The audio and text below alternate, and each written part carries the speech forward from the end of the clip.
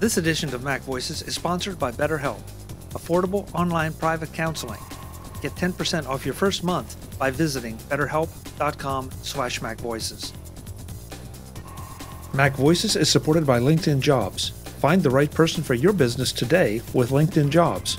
Get $50 off your first job post at linkedin.com/MacVoices. Welcome to MacVoices Live. This is the talk of the Apple community, and I'm Chuck Joyner. Folks, I usually say this is live on Facebook, but no longer. We are now live on Facebook and YouTube. Thanks to David Ginsburg for helping me get this set up. We are broadcasting to both. We're going to give this a try.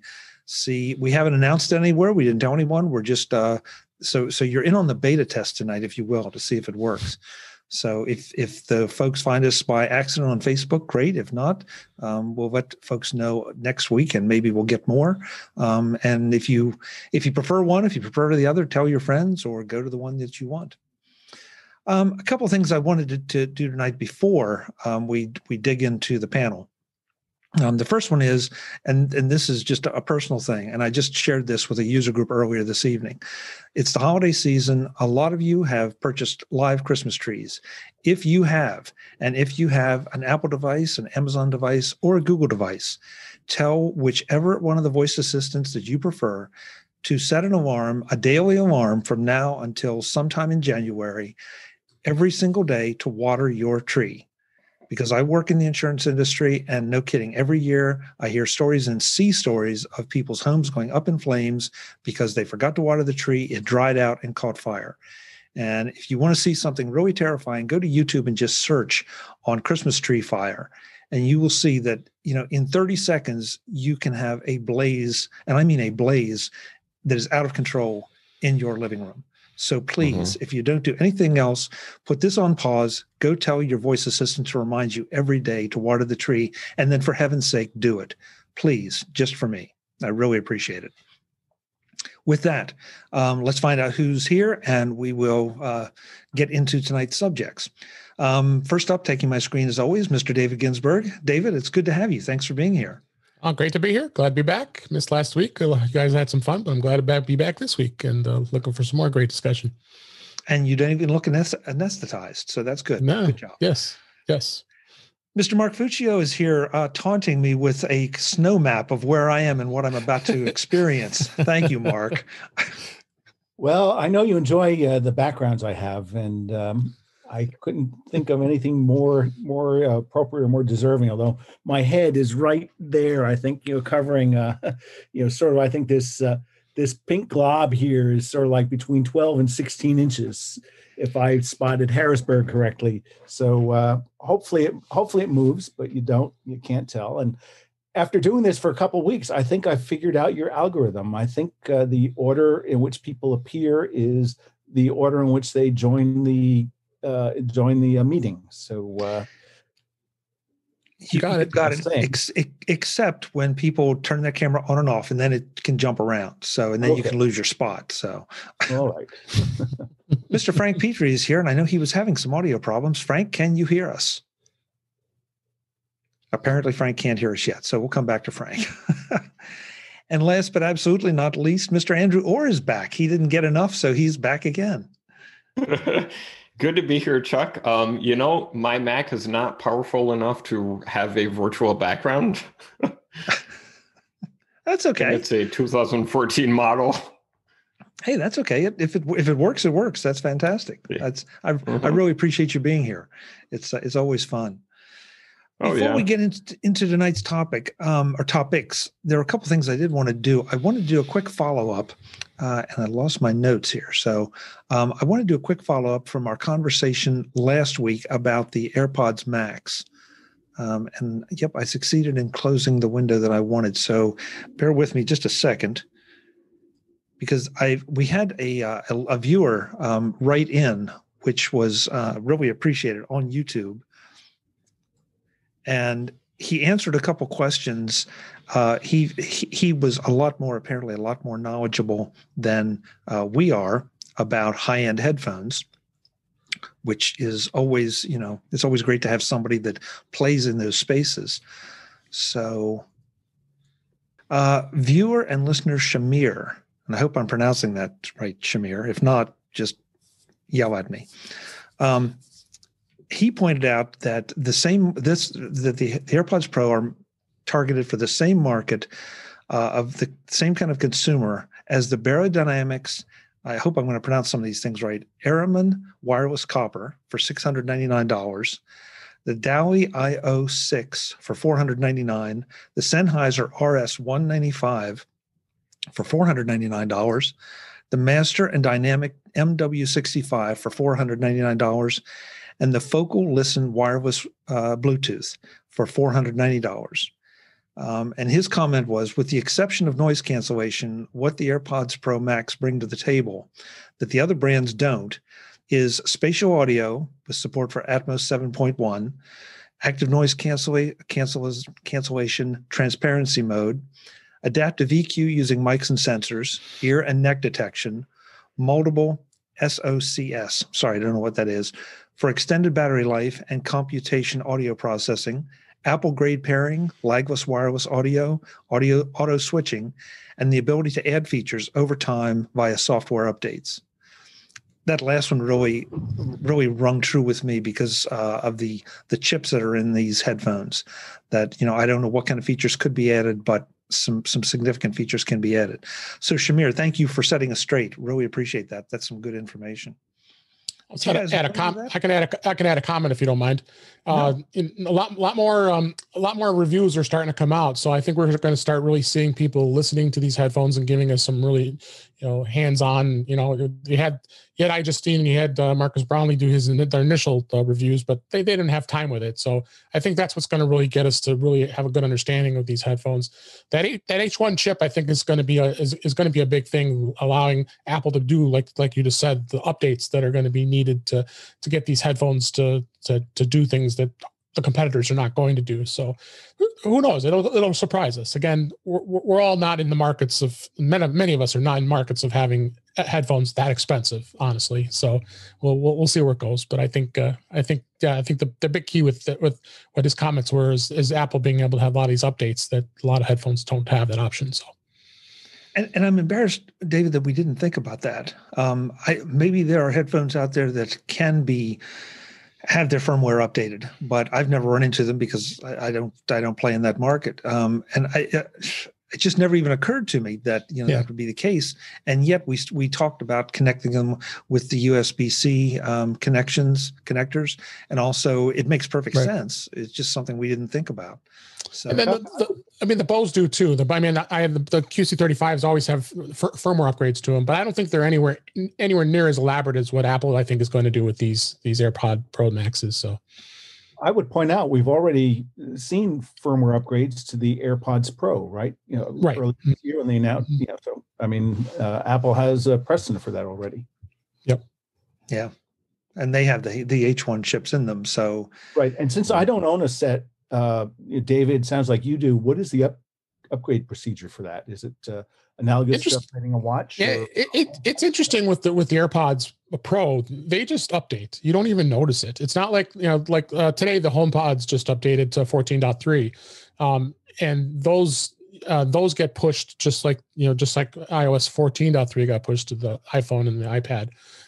So it just happens. You just don't generally notice it. All of a sudden you're reading a Mac Rumors and they say, oh yeah, look, there's some eagle eye saw that there's a new a firmware version that just got pushed to an AirPods Pro. But Apple doesn't give much of any detail really of what it does.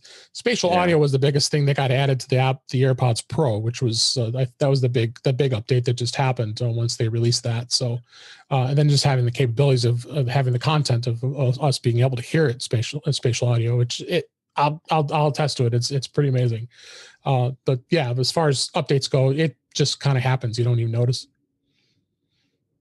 As the way it should be. Yeah, exactly. I think there is. I remember reading an article early on that there was a specific thing that I think you plug the case in, had the AirPods in, plug the case in, and then either push the pairing button or flip the lid, or I don't know what it was. There's some way to force the update. Yeah, you had to flip the lid. You just put them in. Yeah. Mm-hmm. Yeah, if it didn't happen automatically, but like you said, David, most people I think it happened automatically. So right. Yeah, Andrew, I've forgotten. Are you do you have AirPods Pro? Yes, I do. And that's what I've noticed too. I have tried that kind of workaround to try to force the update where you make sure your iPhone is plugged in, put the AirPods in and take them out or something like that. But I've never been able to force that update. It happens in the background. Yep. Well, let's hope that it continues to happen in the background. That way, yeah, people have the latest and greatest without even needing to.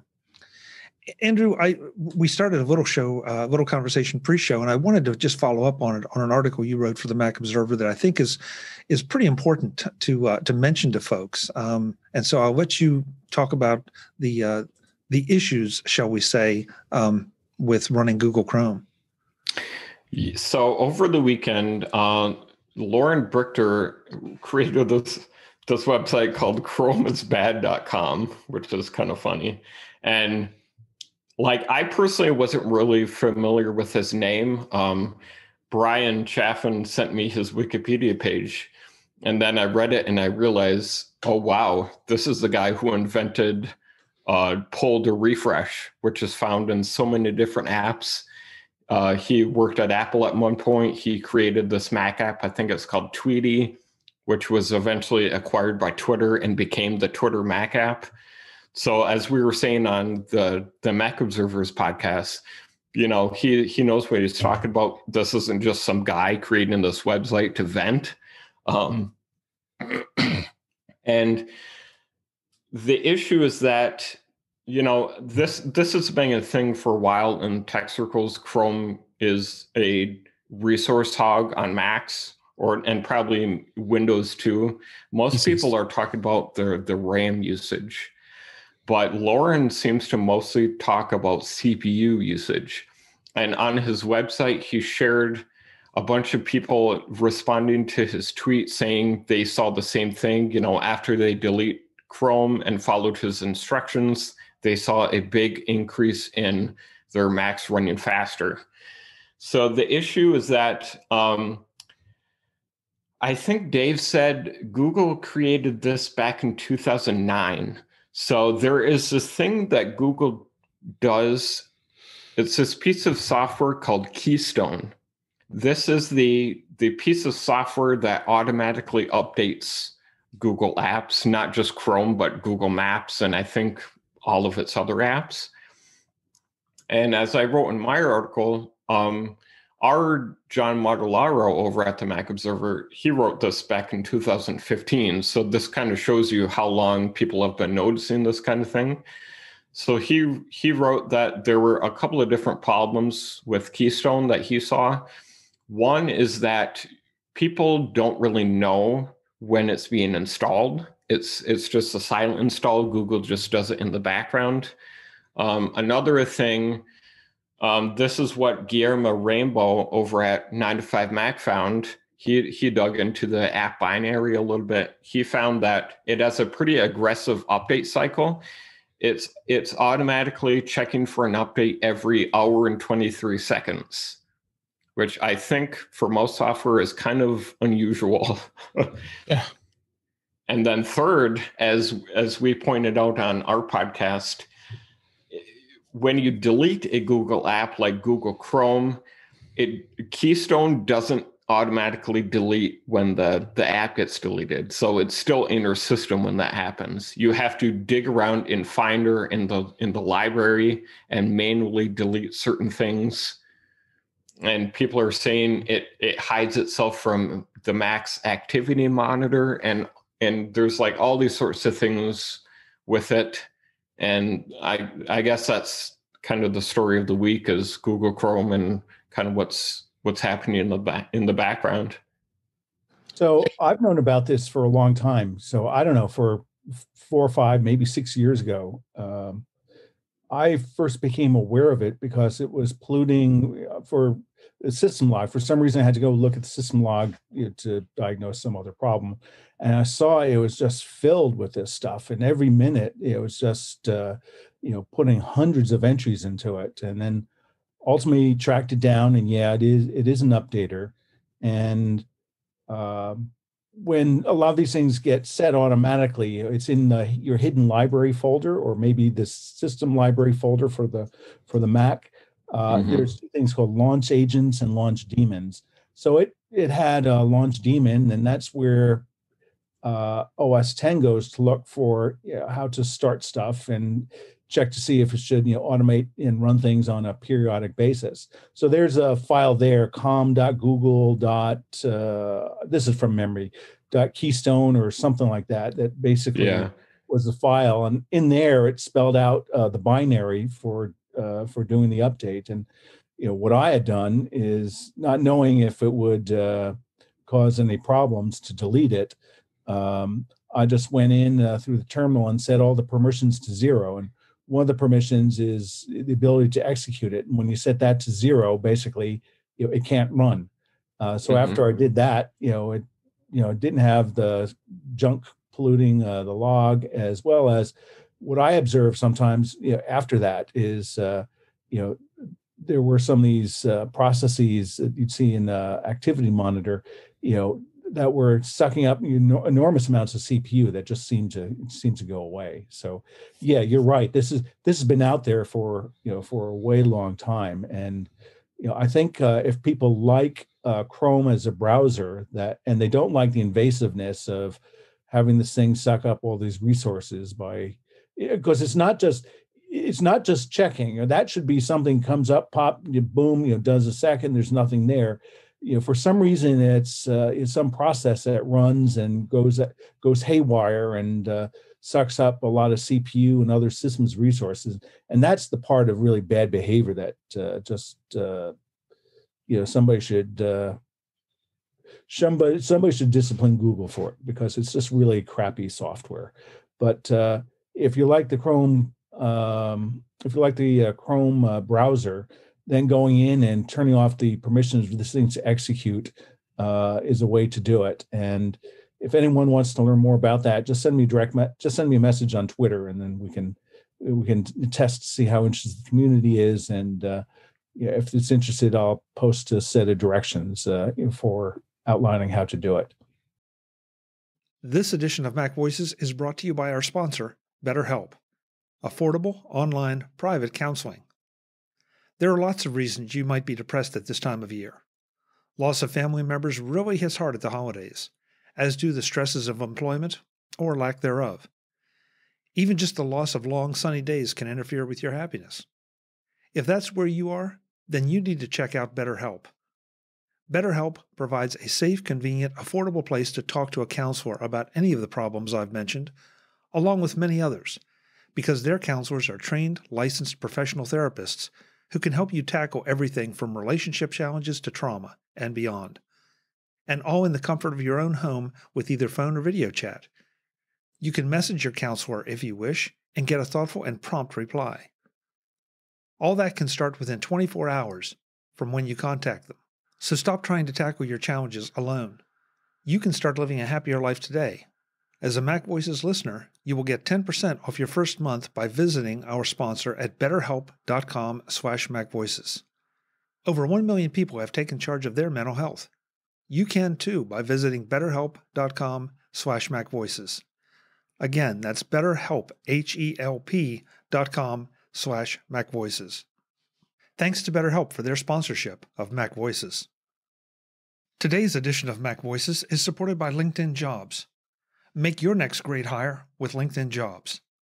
The holidays are here, the weather has turned cold, and the snow is falling, at least where I am. Even in 2020, our thoughts are turning to the holidays. But if you're in business, along with the holiday cheer, you are contemplating the new year and the challenges it will bring. To meet those challenges, you need good people, and that takes time and effort. Unless, of course, you use LinkedIn Jobs. LinkedIn Jobs cuts down on the time it takes to find the most qualified candidates by using targeted screening questions to narrow the field to the best of the best for you to consider. It cuts down on the effort needed to keep track of those candidates by giving you a familiar, easy, single view to manage your post responses on an already familiar LinkedIn website. And so you can spend more time with the family and less huddled over your laptop. You can manage it all from your mobile device. Sounds like a holiday miracle, but it's just standard operating procedure for LinkedIn Jobs. So why wait? Visit linkedinjobs.com/MacVoices to get $50 off your first job post. That's linkedin.com/MacVoices to get $50 off your first job post. Terms and conditions apply. Thanks to LinkedIn Jobs for their support of MacVoices. Yeah, looks like Rene Ritchie actually did a video about this and talked about Lauren when he mentioned it, as well as they got a response back from somebody from Google. Of course, Google's saying, "Oh no, it runs low level in the background." I'm like, okay, sure. I mean, sorry, Yeah. there goes there goes your horse pucky. Yeah, which I think is nonsense. And they also quoted you guys, Andrew, as well, from John's article from 5 years ago on imore.com. So, but yeah, I would be interested to see. I would prefer to have Chrome on. I have Chrome and I have Edge, and Edge is Chromium based, and you don't see anything that's going on with Edge because Edge is. And in fact, Edge probably, to me, seems to run a little faster than Chrome does, and they're both basically the same under both Chromium. So it's definitely interesting to see what we can get this thing to stop. But okay, so Google says it's running low level, but why is it running at all? Exactly. It should be stopped. What does it bring to the party? Yeah, what does it bring? What functionalities does it bring? And somebody explain that. And I don't know, Andrew, maybe but I want to know what Keystone does and why. Well, we don't really know. It's just kind of this updater that runs in the background for all of Google's apps. Like I said, we did maybe think out loud about what could it be doing. I think Dave said, he said a couple of interesting things. First is that this isn't a universal problem. Yeah, a lot of people have been experiencing this, but some other people haven't noticed any speed differences. And that's okay. If you don't think your computer is being slowed down and you have restarted it in the past week or so, then you're probably good. But other people have been, for some reason, it's acting up for others. And so one thing we do say about Google is that they do really care a lot about security. And so maybe one reason that they're doing this is just they want people to have the absolute latest version of their apps with all the latest security patches, but maybe they're doing this in kind of a weird, unusual way. Well, I think I don't think it's so much that it's a weird, unusual way, because so doing a check every hour, maybe that's unusual and aggressive. But other things, other apps like BB Edit, when that fires up, it will go out and check to see if there's an update available. So other apps will do it. Maybe if there's when you invoke the app, Firefox will check on a regular basis, on a periodic basis.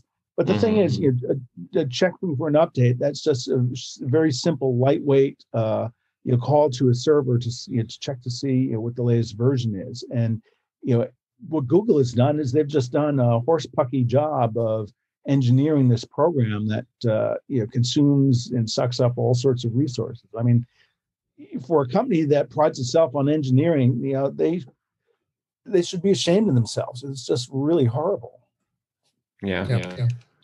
That's why I like the site. Chrome is evil because on this MacBook Pro I don't have it. I used to have it, but now I use Safari and Firefox. And given what David said, I might give Edge a try. But there you go. Yeah, it's too bad that we see these things. What I don't understand is why companies and whether it's Google, whether it's Microsoft, whether it's a third-party application developer, why they do these things and think that somebody's not going to figure it out, because you're releasing stuff to the internet, for crying out loud. You can't get away with things like that. Somebody is going to look under the hood sometime and find out that there's something going on that shouldn't be. You might get away with it for a little while, but it always blows me away. Well, the thing is too, in working in the corporate world, when they install Chrome, they manage it. It's managed by in enterprise. So they can block things. So the updates are blocked, and we manage the enterprise manages the updates. And so why can't us as consumers do the same thing? We should be able to manage whether or not this is doing what it's doing. And And Mark, you said you had some instructions of possibly blocking just the keystone part of it, the updates. Why isn't that out publicly available? It should be. I mean, we shouldn't have to be forced to do these updates. We should be allowed to do it. And that's how I like doing updates. I want to control updates. You know, Dave Hamilton always recommends Mac Updater. I forgot all about that app for a long time. Put it back on my machine. I love that app because I love making sure that everything is updated. And that app just aggregates everything, tells you that what's ready to be updated, and you just crank away and get them done. Don't have to open every app and check, make sure that you've got the most current version. But there's no excuse for this. But like I said, Enterprise allows Google Chrome because Microsoft Edge on the PC side is going to be going into life very soon. Then people have to stop using it because it's not going to have updates. So then now they have to have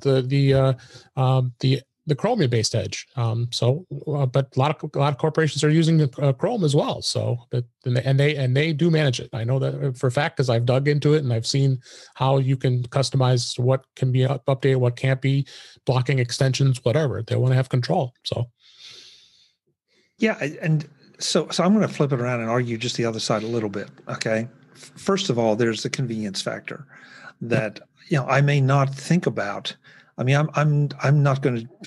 I don't have an IT manager managing my stuff, and so if I fire up an application, it's sort of nice to have it say, "Hey, there's a new version." That's good, and especially if it gives me the option not to bother with it, because right then at that moment, I don't. I just may not have time to let it do the update. So that's the first thing. But the second thing too is that most of the security professionals, I think, say that Apple will do the same thing. If you turn on automatic updates to your system, you can have them installed automatically. I don't like that. I'm like David. I like to manage that a little bit, but I don't think I'm the average Mac user. Yeah. And so, and I don't think anybody here necessarily is. Frank had to leave us. He was still fighting his audio problems. So hopefully he'll be back. I prefer to have that option. So, there's a catch-22 here. And if there's security-related options or security-related issues, maybe the best thing you could do is to have it automatically update so that you're not sitting there fat and happy and a big target for somebody. So I don't know. I see both sides of it, but it bothers me a lot when a company is running something like this that is either A, undefined, or B, is excessive. And I think that kind of time frame, at least in my opinion, is checking for updates that frequently is excessive. Very excessive. Agreed. So. Yeah, like on our podcast, we were trying to give Google a little bit of the benefit of the doubt when it comes to security. Like Kelly mentioned a couple of weeks ago on Security Friday, where we're talking about a couple of Chrome 0 days, so people had to update ASAP. But like my personal thing is the biggest issue I have with Keystone is, like I said, not only do you not know that it installs, but it doesn't also uninstall when you delete Chrome. So Lauren called it a piece of malware, basically. Yeah, I'd agree with that. Yeah. But I'm just checking here because you can, if you go into your library launch daemons or launch agents, you can see there's all sorts of stuff. GoToMeeting has stuff, LogMeIn has stuff, and Zoom. Zoom, yeah. Zoom got spanked, I think, last May, June, July, because they installed a web server and it was open and didn't tell anybody. This is. There's good and bad about this, right? I think we all appreciate, as Chuck was saying, the ability to upgrade to the latest version of the program with bug fixes or security fixes.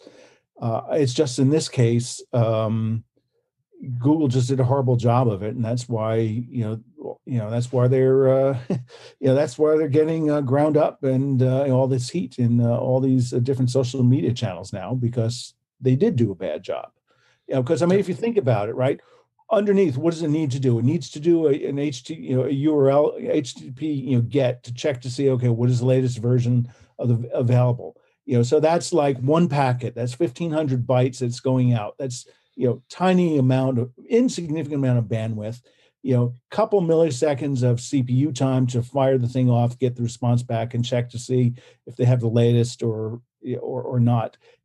There's no reason that should be sucking up enormous amounts of CPU or memory, other than just horsepucky engineering. Yeah, I mean, we can I keep beating the dead horse, but at the end of the day, it's right. It's something that if you're going to use Chrome, you're going to have to put up with it, and you can easily decide not to use Chrome.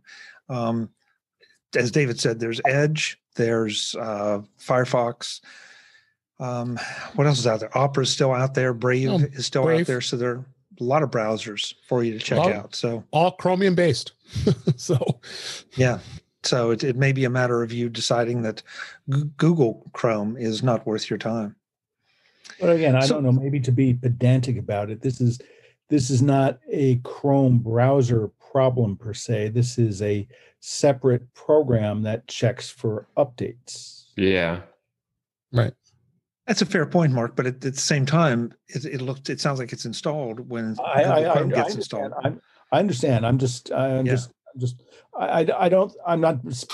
not besmirching Chrome as a browser. I'm just besmirching Google as a company for putting this other piece of badly engineered software out there that sucks up resources and, as Andrew said, is characterized as malware. Well, I think that besmirching is okay. We're into the 18th century. That wraps up the first part of this MacVoices live discussion, our very first streamed to both YouTube and Facebook, and we'll be doing more of that. In the next part of the discussion, we get into the question of Apple hardware subscriptions and the desirability and economics, both from the consumer standpoint and from the Apple standpoint. I think you'll find it very interesting, and I hope you'll join us. Until then, and as always, I'm Chuck Joyner. Thanks for watching. Visit MacVoices.com for show notes and to connect with Chuck on social media. Get involved in our Facebook group or like our Facebook page, and get more out of your Apple tech with MacVoices Magazine, free on Flipboard and on the web.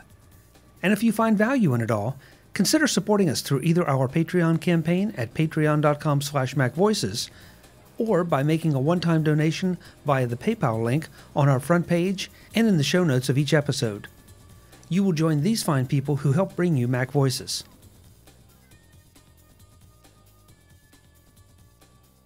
Advertising handled by Backbeat Media at backbeatmedia.com. Bandwidth provided by CacheFly at cachefly.com.